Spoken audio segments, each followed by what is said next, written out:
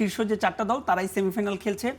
নানা কারণে এই ম্যাচটা কিন্তু আলোচিত। সেই আর্জেন্টিনা ইংল্যান্ডের একটা বৈরিতা আমরা জানি যে ফকল্যান্ড যুদ্ধ থেকে যেটা শুরু হয়েছে। ইংল্যান্ডের মতো বড় প্রতিপক্ষ বা শক্তিশালী প্রতিপক্ষের বিপক্ষে আর্জেন্টিনা এখনো মুখোমুখি হয়নি। ইংল্যান্ড এবং আর্জেন্টিনা, ইংল্যান্ডের ফ্যানদের আমরা বরাবরই বলছি যে একটু বেশি কেওয়াজ, একটু বেশি রকচটা। আপনি আছেন স্টার প্লে ওয়ার্ল্ড কাপ এডিশনে, আপনার সাথে আছি আমি মামুনুর রশিদ এবং ম্যাচ অ্যানালাইসিসে আমার সাথে আছেন সহকর্মী মাহবুব রিমন। রিমন, আপনাকে স্বাগতম। ধন্যবাদ মামুন আপনাকে। 4টা দল আর 2টো ম্যাচ, কে হচ্ছে শিরোপার মুকুট, কে আর হাতে উঠছে শিরোপা, সেটা নিয়ে আলোচনা করবো। আমরা ম্যাচ বাই ম্যাচ আগাতে চাই।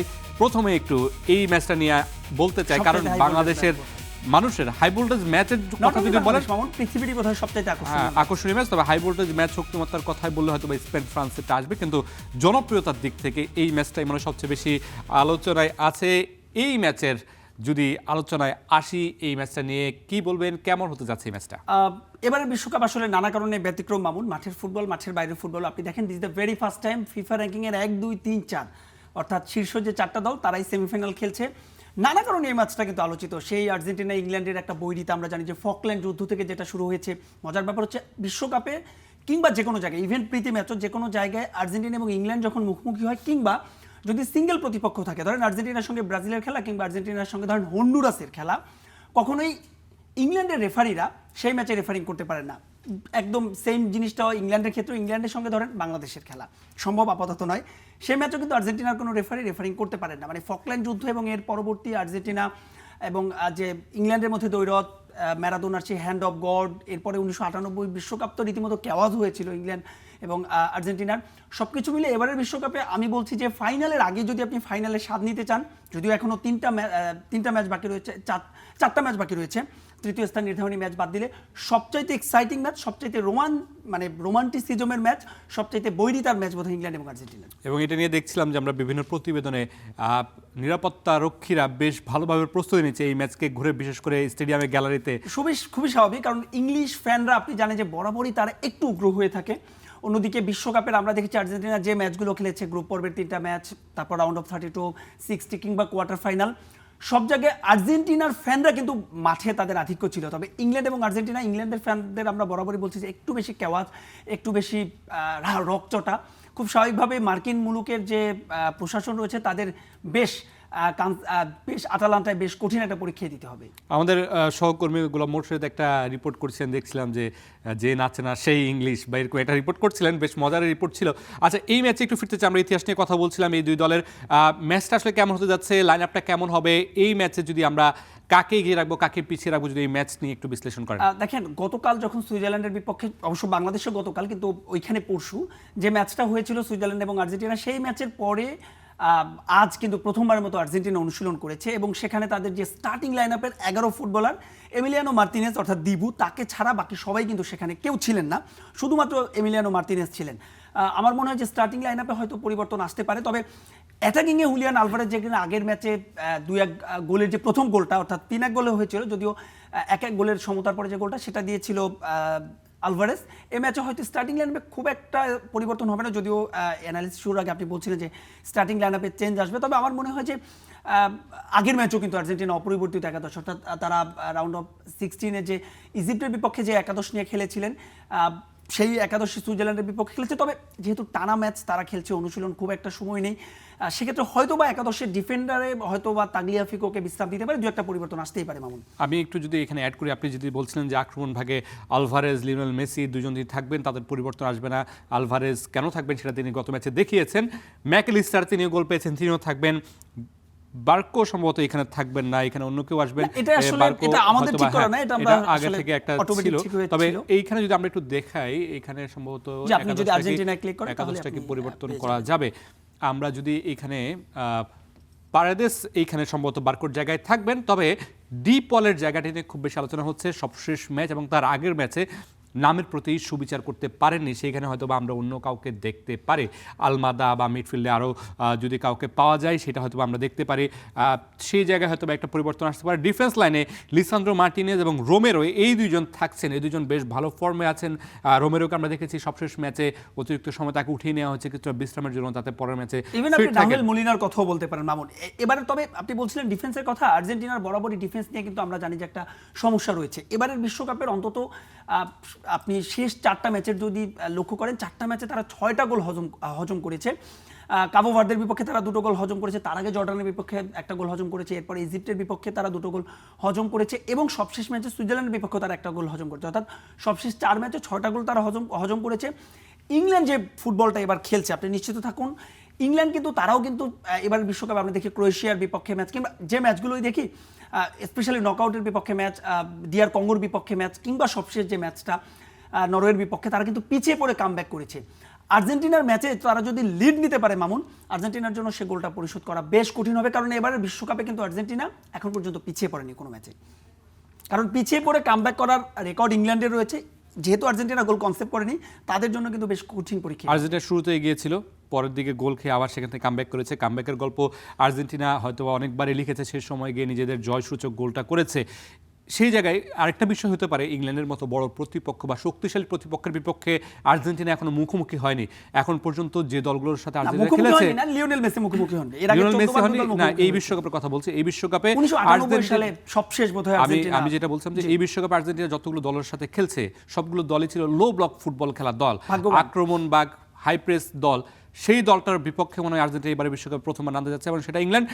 এইখানে কি হ্যারি কেন আর লিওনেল মেসির একটা আলাদা যুদ্ধ থাকবে কিনা ম্যাচের কি বলে চিত্রপট পরিবর্তন করে দেওয়ার ক্ষেত্রে? যদি চিত্রপটের পরিবর্তনের কথা বলেন মামুন, আর্জেন্টিনা এবং ইংল্যান্ডের এই দলটার মধ্যে পার্থক্য আপনি যদি দেখেন, আর্জেন্টিনা লিওনেল মেসির পরে সর্বোচ্চ গোলদা থাকে। লিওনেল মেসি তো 8 গোল করেছেন, বলতে পারবেন? আমার মনে হয় না বলতে পার, কেউই আসলে খুব একটা ওইভাবে নেই। সম্ভবত রোমেরও 2 গোল করেছে, তার মানে সেরা 10-এর মধ্যেও নেই, কারণ সেরা 10 যদি বলে নিউজিল্যান্ডের ফুটবলার, আমি নামটা এই মুহূর্তে মনে করতে পারছি না, তিনি 3 গোল করেছেন।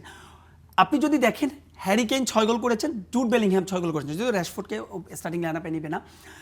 জুড বেলিংহ্যাম বোধহয় বুকায়ো সাকার এই জায়গাটায় খেলবেন। বুকায়ো সাকা এই আমরা যদি দেখি এই র্যাশফোর্ডের জায়গায়, যদিও র্যাশফোর্ডকে এখানে হয়তো নেওয়া হবে না। যেটা বলছিলাম যে জুড বেলিংহ্যাম, আপনি বলছিলেন যে মেসি এবং হ্যারি কেইনের দৌড়াত, এবারের বিশ্বকাপে প্রথমবারের মতো সবশেষ ম্যাচে লিওনেল মেসি কিন্তু গোল পাননি, 8 গোল তার।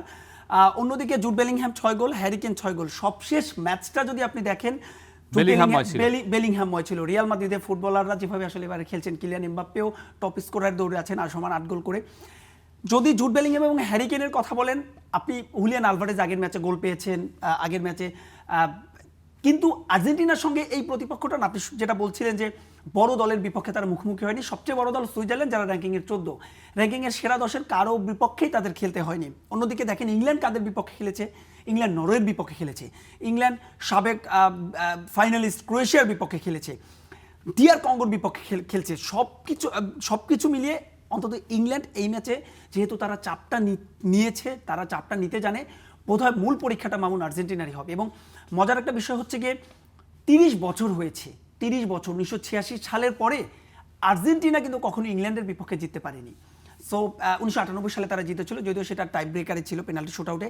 30 বছর লিওনেল মেসি কখনোই ইংল্যান্ডের মতো প্রতিপক্ষের বিপক্ষে খেলেনি। দু দল সবশেষ মুখোমুখি হয়েছিল 2005 সালে, সে ম্যাচ ইংল্যান্ড জিতেছিল। সব কিছু মিলিয়ে চাপটা আসলে আর্জেন্টিনার উপরেই থাকবে, কারণ দেখেন মানুষ তো ভাই দিন শেষে প্রেস কনফারেন্সেও লিওনেল স্কালোনিকে কিন্তু সেই প্রশ্নের জবাব দিতে হয় যে ফিফা একটা বাড়তি সুবিধা দেয় কিনা আর্জেন্টিনাকে। দিন শেষে যদি এই ম্যাচের নেতিবাচক কোনো ফলাফল হয়, বাংলাদেশে তো বিশ্বকাপ শেষ হয়ে যাবে, পাশাপাশি বোধহয় সেটা আর্জেন্টিনার জন্য ব্যাকফায়ার করতে পারে মামুন। এবং আপনার কাছে আমি একদম সোজা সাপটা একটা কথা জানতে চাই, আর্জেন্টিনা এখন পর্যন্ত যে ম্যাচগুলো খেলেছে এবারে বিশ্বকাপে, চ্যাম্পিয়ন হওয়ার মতো যে ফুটবল খেলার প্রয়োজন বা চ্যাম্পিয়ন হতে হলে যে ফুটবলটা খেলতে হয়, আর্জেন্টিনা কি সেই ফুটবলটা এখন পর্যন্ত খেলতে পেরেছে কিনা? আর্জেন্টিনাই একমাত্র সেই ফুটবলটা খেলেছে মামুন। এ কারণে খেলেছে, আপনি দেখেন প্রতিটা ম্যাচে আপনি বলতে পারেন যে কাবো ভার্দে অপেক্ষাকৃত দুর্বল প্রতিপক্ষ, আপনি বলতে পারেন ইজিপ্টের সঙ্গে তুলনা হয় না, আপনি বলতে পারেন সুইজারল্যান্ডের সঙ্গে তুলনা হয় না, কিন্তু মানে চাপের মুহূর্তে যে স্নায়ুর পরীক্ষা, 79 মিনিট পর্যন্ত 2-0 বলে পিছিয়ে থাকার পরেও যে কামব্যাক করা যায়, কামব্যাকের গল্প লেখা যায়, কাবো ভার্দের মতো প্রতিপক্ষের বিপক্ষেও যে 190 মিনিট নার্ভ ধরে রেখে খেলা যায়, গতকাল সুইজারল্যান্ডের বিপক্ষে ম্যাচেও যে এভাবে ফিরে আসা যায়, এটা আর্জেন্টিনায় প্রমাণ করছে। ইংল্যান্ড গোল হজম করেছে, তারা কিন্তু 80 মিনিটের আগে সেই গোলগুলো শোধ দিয়েছে। বিশ্বকাপের যদি আপনি কথা বলেন, চাপের মুহূর্তে এর শেষ 10 মিনিট, আপনি সেটা অতিরিক্ত সময়ের কথা বলেন কিংবা নির্ধারিত 90 মিনিটের কথা বলেন, যেভাবে আর্জেন্টিনা আক্রমণ করছে, যেভাবে অ্যাটাকিং ফুটবল খেলছে, চ্যাম্পিয়নের যদি আপনি কথা বলেন, আমার মনে হয় আর্জেন্টিনাই একমাত্র দল যারা কিনা বলতে পারে যে হ্যাঁ বিশ্বকাপে কামব্যাক করেও বিশ্বকাপ জেতা যায়। এবং ছোট করে দুইটা দলের দুইটা সমস্যা নিয়ে আমি কথা বলতে চাই, আপনাকে জানতে চাই। সেটা হচ্ছে একটা, আর্জেন্টিনার অনেকে বলছেন যে লিওনেল স্কালোনি যে ফরমেশনে যে ট্যাকটিক্স ব্যবহার করছেন এটা অনেকের কাছে এখন ওপেন বুক হয়ে গেছে, এটা একটা সমস্যা হতে পারে কিনা আর্জেন্টিনার জন্য? খুব স্বাভাবিকভাবেই দেখেন আগের ম্যাচ অর্থাৎ গতকালকের ম্যাচে লিওনেল মেসি কেন 120 মিনিট খেলানো হয়েছে, আমি মেসিকে নিয়ে সমালোচনা করছি না, বিভিন্ন গণমাধ্যম বিশেষ করে ইউরোপিয়ান সব বিশ্বের বিভিন্ন গণমাধ্যম লিওনেল মেসির গতকালকের যে ম্যাচ টাইম, কারণ আমাদের একটা প্রতিবেদনে নিশ্চয়ই আপনার মনে আছে আমরা করেছিলাম যে মেসি হাঁটে এবং তিনি পুরো ম্যাচে 5 মিনিটেরও কম সময় মানে হাতে, তো হেঁটে হেঁটে যদি গোল করা যায় তিনি 8টা গোল করেছে। তবে সবচাইতে যেটা বড় সমস্যা আপনি জানতে চেয়েছেন, আমার মনে হয় ডিফেন্স লাইন, বারবার যেটা বলছিলাম যে সবশেষ 4 ম্যাচে 6 গোল হজম, it's not a very good sign. আর যদি ইংল্যান্ডের আপনি সমস্যার কথা বলছিলেন, আপনি একটা রিপোর্ট করেছিলেন মামুন, সেটা নিয়ে একটু জানতে চাচ্ছি। সেটা নিয়ে আসলে জানতে চাচ্ছিলাম। একটা দলে যখন দলের হেড কোচ হন, নরওয়ের বিপক্ষে 2-1 গোলে জেতার পরে কিন্তু একটা উষ্মা প্রকাশ করেছিলেন থমাস টুখেল।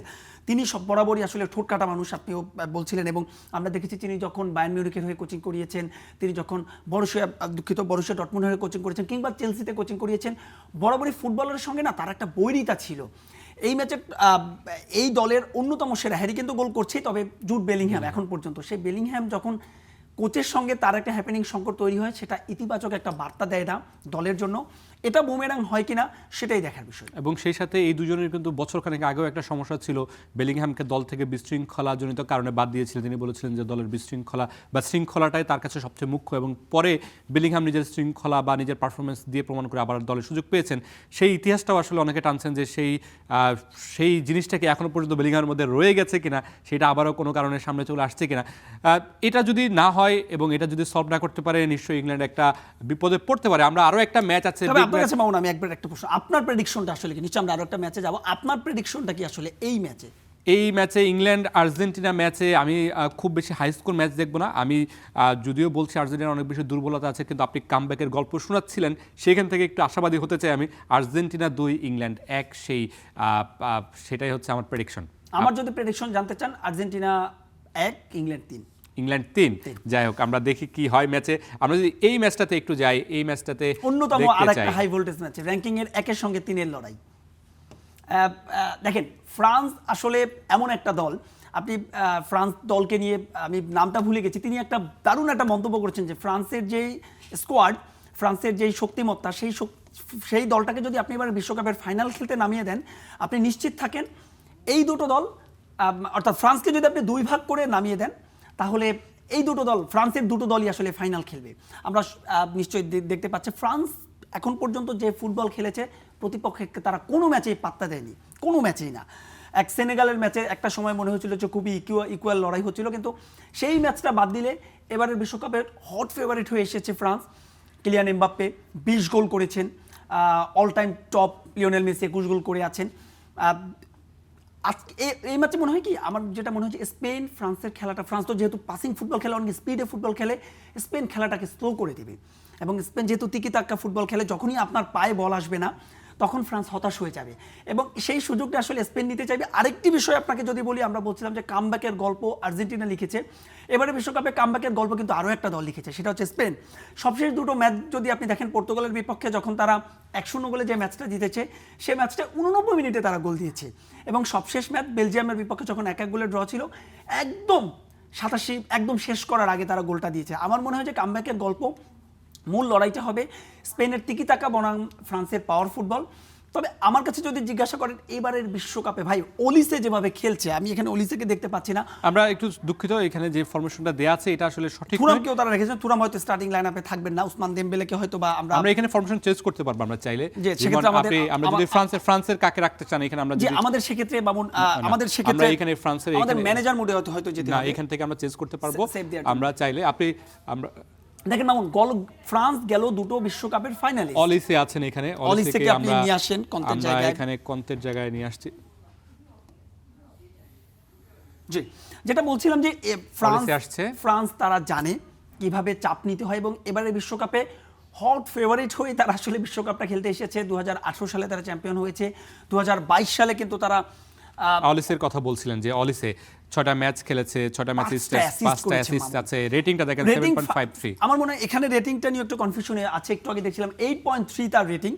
অলিসে আসলে যেভাবে খেলছেন, যেভাবে তিনি যেভাবে তিনি আসলে ওসমান দেমবেলেকে বলের যোগান দিচ্ছেন এবং সেটা যেভাবে কিলিয়ান এমবাপ্পেকে দিচ্ছেন, আমার মনে হয় বারবারই যেটা বলছিলাম যে মূলত আসলে এমবাপ্পে এবং ওজারবায়েল এই দুজনের মধ্যে আসলে ফিনিশিংটা কার হবে। তবে আপনি যদি আমার কাছে বলেন, বারবারই একই কথাই বলছি, স্পেন চাইবে খেলাটাকে অনেক বেশি স্লো করে দিতে এবং স্পেন দলের সবচেয়ে বড় অ্যাডভান্টেজ কি মার্কো কুকুরেয়া। তিনি আমরা সবসময় তাকে সবচেয়ে যে চেলসি, যদিও এই মৌসুমে তিনি রিয়াল মাদ্রিদে সাইনিং করেছেন, সেই কুকুরিয়া কিন্তু এবার আমরা দেখেছি তিনি কিন্তু লেফট ব্যাকে খেলছেন না, তিনি অনেকটা মিডফিল্ডারের ভূমিকায় পালন করছে এবং মিকেল মারিনোকেও আমরা দেখেছি যে সবশেষ যে ম্যাচে গোল করেছেন সেই ম্যাচে তিনি যেভাবে আসলে বলগুলো পাস করে দিয়েছেন। ইভেন নিকো উইলিয়ামের একটা ইনজুরি কনসার্ন ছিল, সবশেষ ম্যাচে তিনি ফুল টাইম খেলতে পারেননি, পর্তুগালের ম্যাচে তো তিনি মাঠেও নামতে পারেননি। নিকো উইলিয়াম হয়তো স্টার্টিং লাইন আপেই থাকবেন।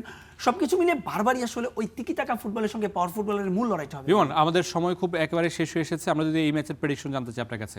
France 2, Spain 0। 2-0 2-0 ফ্রান্স একাধিক গোল দিবে এবং আমার মনে হয় না স্পেনও আসলে তুলনামূলক ভাগ্যবানই বলতে হবে। আমি বলছি না পর্তুগালকে খাটো দল, কিন্তু এবার পর্তুগাল অগোছালো ছিল, ইভেন বেলজিয়াম, সবকিছু মিলে তুলনামূলক স্পেনের চাইতে ফ্রান্স বেটার ফুটবল খেলেছে। I think 2-0 is the my prediction in this. তো আমরা যতগুলো পরিসংখ্যান দেখছিলাম, যতগুলো বিশ্লেষকের বিশ্লেষণ দেখছিলাম, তো এখানে তারা একটা জিনিসই বলছে, এবারে ফ্রান্সকে যদি কোনো দল আটকাতে পারে সেটা হচ্ছে স্পেন। ফ্রান্সকে যদি কোনো দল এবার বিশ্বকাপে আটকাতে পারে তবে সেটা ইংল্যান্ড মাউন্ট, আপনি মিলিয়ে নেবেন বিশ্বকাপ শেষে ইংল্যান্ডকে আপনি ফাইনালে দেখছেন, সেটা হয়তো বা আমরা জানি কি হবে। 3-1। অনেক ধন্যবাদ রিমন, আপনার কাছ থেকে আমরা অনেক আলোচনা শুনেছি, বিশ্লেষণ শুনেছি, নিশ্চয়ই দর্শকরাও অনেক কিছু আপনার কাছ থেকে পেয়েছে। আপনাকে অসংখ্য ধন্যবাদ।